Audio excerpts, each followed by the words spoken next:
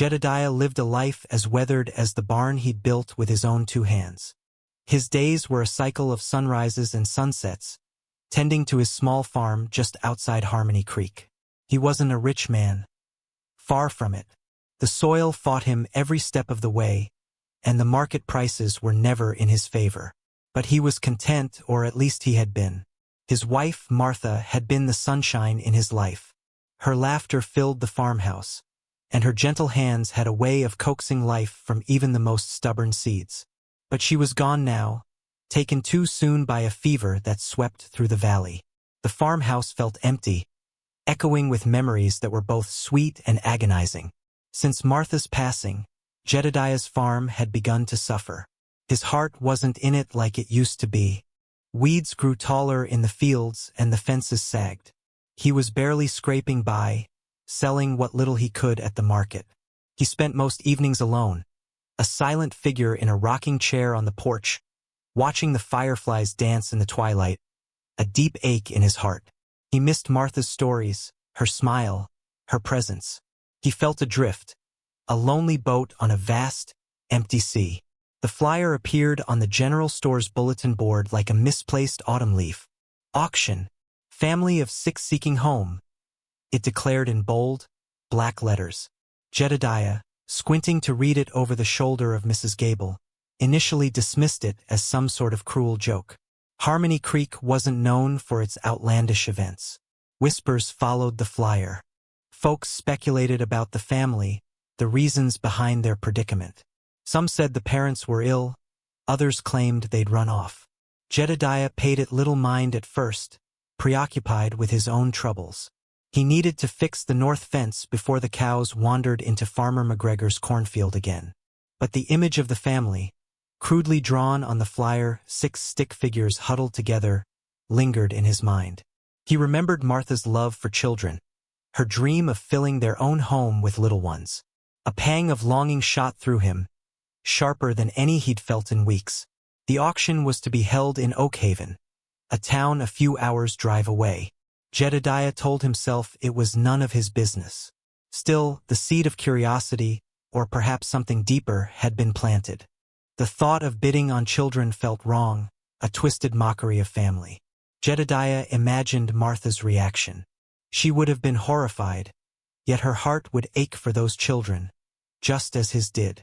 He pictured them scared, confused, their lives turned upside down. He couldn't shake the image. He tried to reason with himself. He barely had enough money to keep his own farm afloat. How could he possibly care for 6 children? It was a fool's errand, a recipe for disaster. His farmhouse was old and drafty, barely big enough for one person, let alone a family. And he was no father. He knew how to plant corn, not raise children. But late at night, lying in bed, staring at the ceiling, he couldn't escape the feeling that he was being called to do something. The loneliness in his house was a heavy blanket, and the thought of filling it with laughter, even if it was chaotic and messy, was strangely appealing. He tossed and turned, wrestling with his doubts and fears. The auction was tomorrow. He still didn't know what he would do. The morning dawned gray and drizzly, mirroring Jedediah's mood. He went about his usual chores, feeding the chickens and milking Bess, the old cow. Each task felt heavier than usual, his mind still consumed by the auction. He tried to picture himself surrounded by 6 children, their faces filled with hope or fear, their voices echoing in his silent house. He told himself it was foolish, a sentimental whim he couldn't afford. He should focus on his farm, on surviving. But as he hitched up the wagon to head to the market, he found himself turning in the opposite direction, towards Oakhaven. He told himself he was just going to see what it was all about, to satisfy his curiosity. He wouldn't bid, of course. He couldn't. The road to Oakhaven was long and winding, giving him plenty of time to second-guess his decision. He imagined Martha shaking her head, a mixture of amusement and concern in her eyes. Jedediah. He could almost hear her say, "What are you getting yourself into?" But deep down, he knew she would have understood. She always had a soft spot for those in need. As he neared Oakhaven, his heart pounded in his chest. He wasn't sure what he was going to do, but he knew he had to see it for himself. The Oak Haven town hall was packed. Jedediah, feeling out of place in his worn overalls, stood at the back, trying to remain unnoticed. The air was thick with anticipation and a strange mix of curiosity and unease.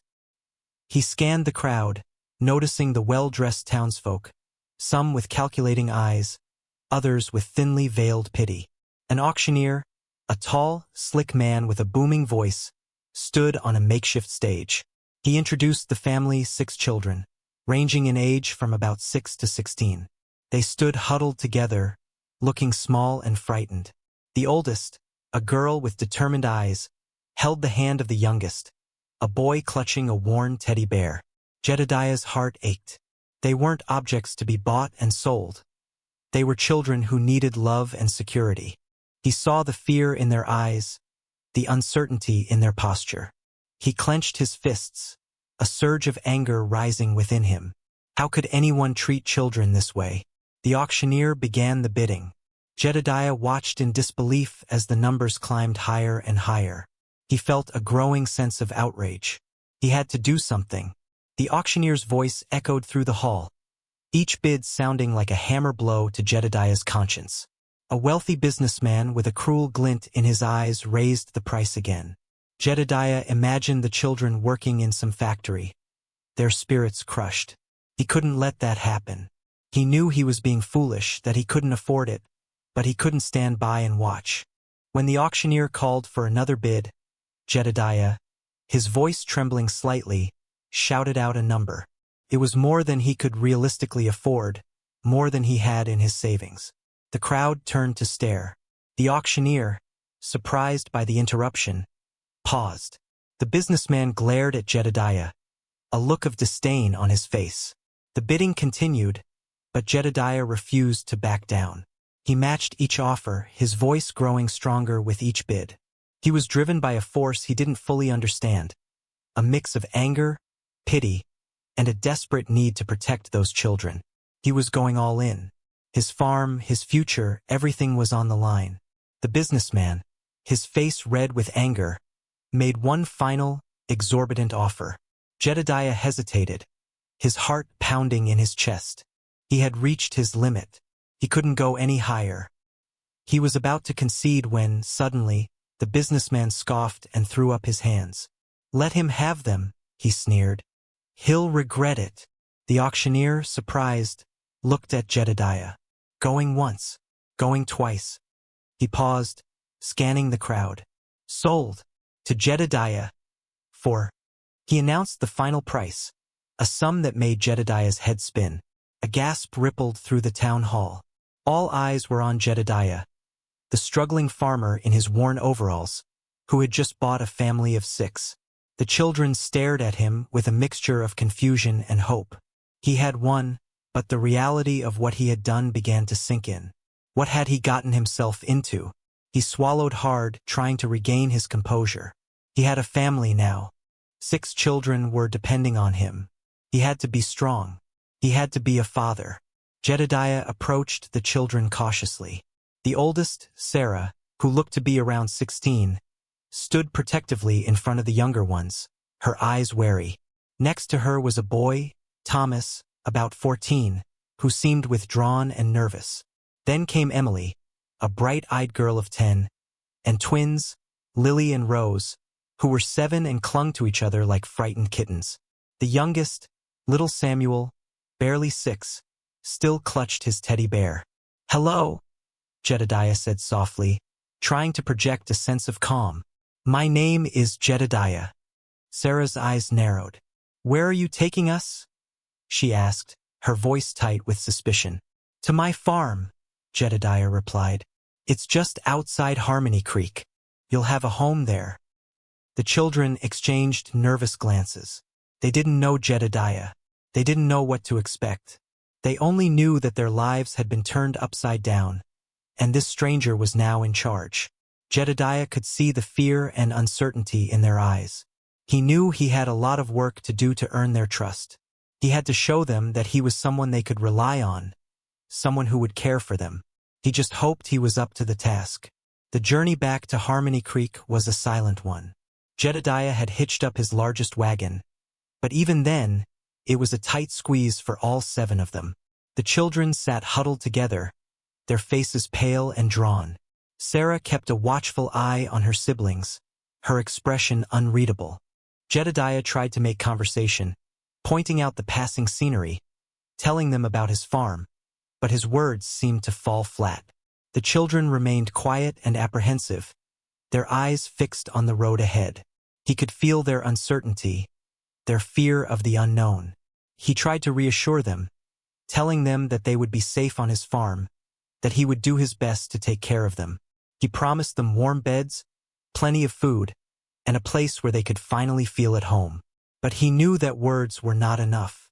He had to earn their trust, to show them through his actions that he was a good man, a man they could depend on.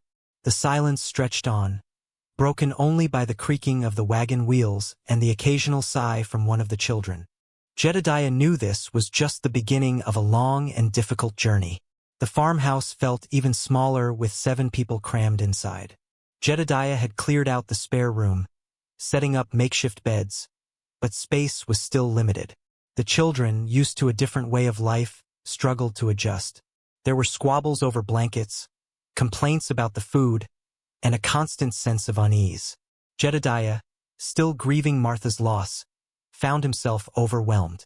The noise, the constant demands, the sheer number of children. It was all too much.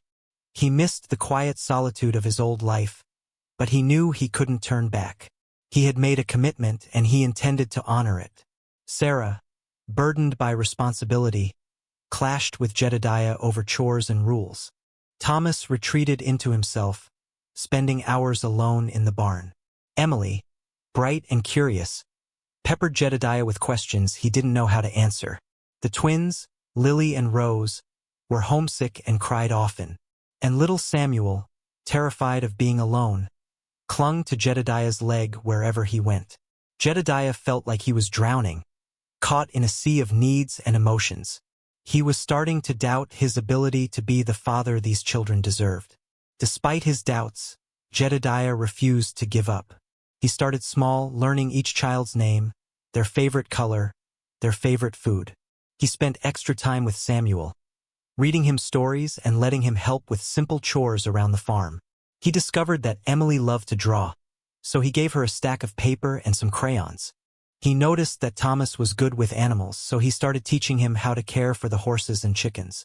He even managed to coax a smile out of Sarah by praising her resourcefulness and offering her more responsibility around the house. He learned that Lily and Rose loved flowers, so he let them plant a small garden near the porch. He was patient even when they were difficult. He listened to their complaints, their fears, their hopes. He learned that each child was an individual, with their own unique personality and needs. He slowly began to understand them, and they, in turn, began to trust him. He wasn't just a stranger anymore. He was becoming a father figure, a source of comfort and stability in their lives. The farmhouse still felt crowded and chaotic, but it was also starting to feel like a home. Harmony Creek buzzed with gossip.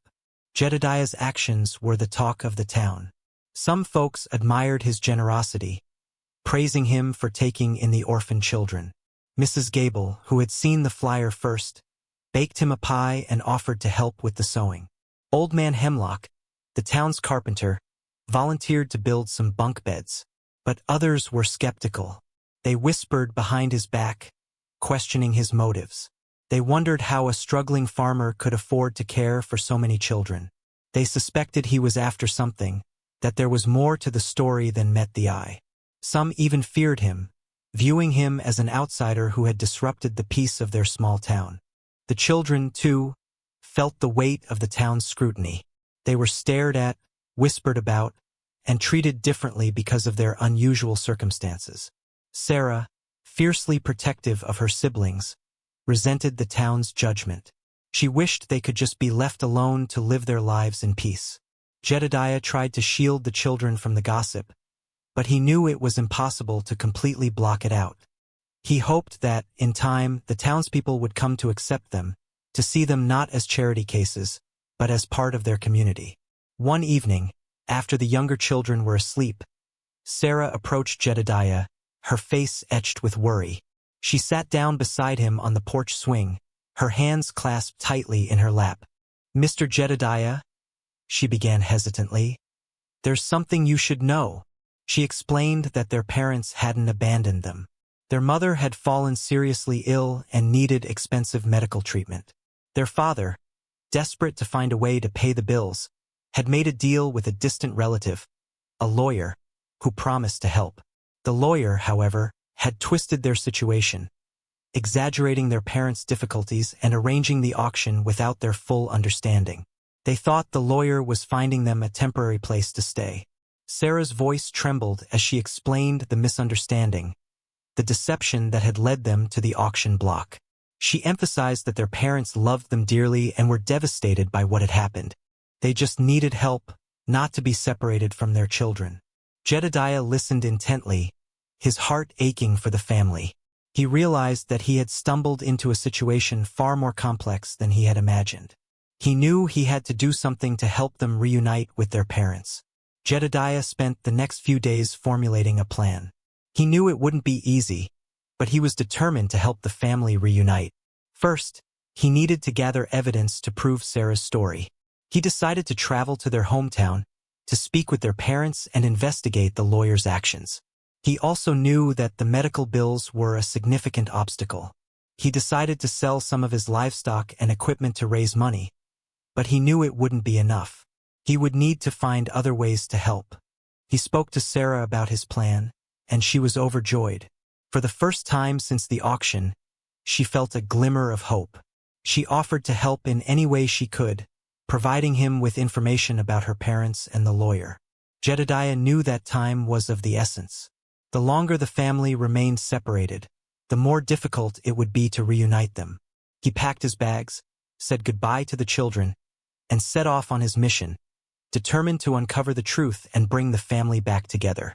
He knew it was a long shot, but he had faith that he could make a difference. Before leaving, Jedediah decided to confide in a few trusted members of the Harmony Creek community. He told Mrs. Gable and Old Man Hemlock the truth about the family's situation, explaining the lawyer's deception and the parents' desperate need for help. To his surprise, they were incredibly supportive.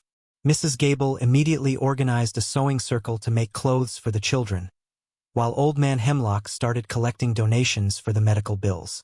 Word spread quickly, and soon other members of the community offered their assistance. The town's blacksmith volunteered to repair the wagon for Jedediah's journey. The local grocer donated food supplies. Even some of the skeptical townspeople, touched by the family's plight, offered their support. They organized a bake sale and a fundraising event to help raise money for the medical bills. Jedediah was overwhelmed by the outpouring of support.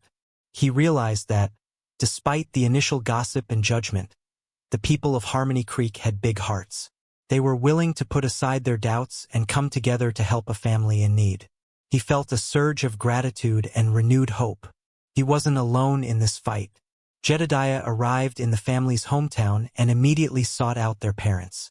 He found them living in a small, run-down house, struggling to make ends meet. Their mother was frail and weak, but her eyes lit up with hope when Jedediah told them about Sarah and the other children. He then confronted the lawyer, presenting him with the evidence he had gathered. Signed statements from the parents, financial records proving their good intentions, and testimonies from other townspeople who knew the family.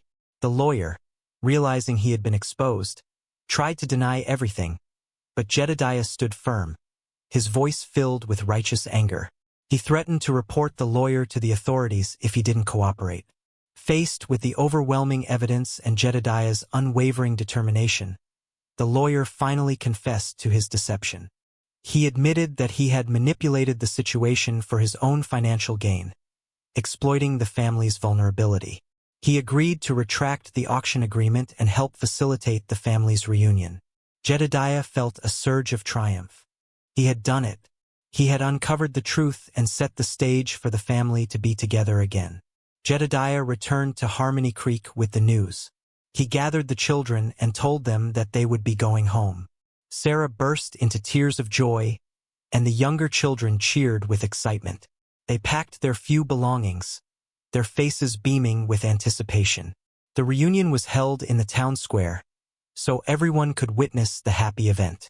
As the family stepped off the wagon, their parents rushed towards them, their faces filled with relief and love. Sarah ran into her mother's arms, sobbing uncontrollably. Thomas hugged his father tightly, burying his face in his shoulder. Emily, Lily, Rose, and little Samuel clung to their parents, their eyes sparkling with happiness. Jedediah watched from a distance, his heart swelling with emotion. It was a heartwarming and beautiful sight, a testament to the power of love, compassion, and perseverance. He had helped reunite a family, and he felt a sense of fulfillment he had never experienced before. He had come to their rescue, and now their lives could return to normal. He smiled gently as tears welled up in his eyes. It was a happy ending, but his journey wasn't over. After the reunion, Jedediah spent some time with the family, helping them get back on their feet. He learned that Samuel had a mild developmental delay, making it difficult for him to keep up with other children his age. The parents, overwhelmed by their financial struggles and the mother's illness, hadn't been able to give Samuel the extra attention he needed. Jedediah felt a deep connection with Samuel. He admired the boy's resilience and his sweet, gentle nature. He saw a reflection of Martha in Samuel's kind eyes. He knew that Samuel needed a stable and loving home, a place where he could thrive. One evening, Jedediah approached the parents with a proposition. He explained that he had grown attached to Samuel and that he believed he could provide him with the extra care and attention he needed. He offered to legally adopt Samuel, promising to love and cherish him as his own son. The parents were hesitant at first, but Jedediah's sincerity and genuine affection for Samuel convinced them that it was the right thing to do. They knew that Jedediah could offer Samuel a better future, a chance to reach his full potential. With heavy hearts, they agreed to Jedediah's proposal. The news spread quickly through Harmony Creek, shocking everyone. What Jedediah did next was truly unexpected. The news of Jedediah's decision to adopt Samuel spread through Harmony Creek like wildfire. The townspeople were stunned. They had seen Jedediah as a simple farmer, a widower struggling to make ends meet. They had judged him, questioned his motives, and doubted his ability to care for 6 children. But now they saw him in a new light. They recognized the depth of his compassion, the selflessness of his actions, and the genuine love he had for Samuel. Their perception of him changed dramatically. The skeptical townspeople were humbled by Jedediah's generosity. They realized that they had misjudged him, that he was a far better man than they had given him credit for. They apologized for their doubts and offered their support, promising to help him raise Samuel in any way they could. Mrs. Gable organized a fundraiser to help Jedediah cover the legal fees associated with the adoption. Old Man Hemlock built a special ramp for Samuel, making it easier for him to get around the farmhouse. The children of Harmony Creek welcomed Samuel with open arms, eager to be his friend. Jedediah's selfless act had not only changed Samuel's life, but had also transformed the entire town. He had shown them the true meaning of love, compassion, and community. With the adoption finalized, Jedediah and Samuel embarked on a new chapter of their lives together. The farmhouse, once filled with the echoes of loneliness and grief, now resonated with laughter and joy. Samuel thrived under Jedediah's care, his developmental delays gradually diminishing as he received the attention and support he needed. Jedediah enrolled Samuel in the local school, where he quickly made friends and excelled in his studies. He taught Samuel how to tend to the farm, sharing his knowledge of the land and instilling in him a love for nature. They spent hours together, planting seeds, feeding the animals, and exploring the woods behind the farmhouse. Jedediah, in turn, found healing and purpose in caring for Samuel. The emptiness in his heart began to fill with love and affection for his new son. He learned to laugh again, to find joy in the simple things, and to embrace the unexpected blessings that life had to offer. The farm, once a symbol of his loss, now became a sanctuary of hope and renewal. They were a family, bound not by blood, but by love, compassion, and a shared desire for a better future. They found happiness and healing on the farm. Jedediah was no longer just a struggling widower, haunted by the ghost of his past. He was a father, a hero, a symbol of hope and compassion. He had transformed not only his own life but also the lives of Samuel and the entire community of Harmony Creek. His story became a legend, a testament to the power of second chances and the unexpected ways families are formed. It reminded everyone that even in the darkest of times, there is always room for love, kindness, and forgiveness. The auction, which had started as a symbol of despair and exploitation, became a catalyst for change, a reminder that even the most unlikely circumstances can lead to extraordinary outcomes. Jedediah's journey taught everyone that families are not defined by blood, but by love, loyalty, and a shared commitment to one another. And so, the tale of the struggling widower who bought a family of 6 at auction became a cherished part of Harmony Creek's history, a reminder that even the simplest of people can perform the most extraordinary acts of kindness, transforming not only their own lives but the world around them. Jedediah's legacy lived on, inspiring generations to come with the power of compassion and the enduring strength of the human spirit.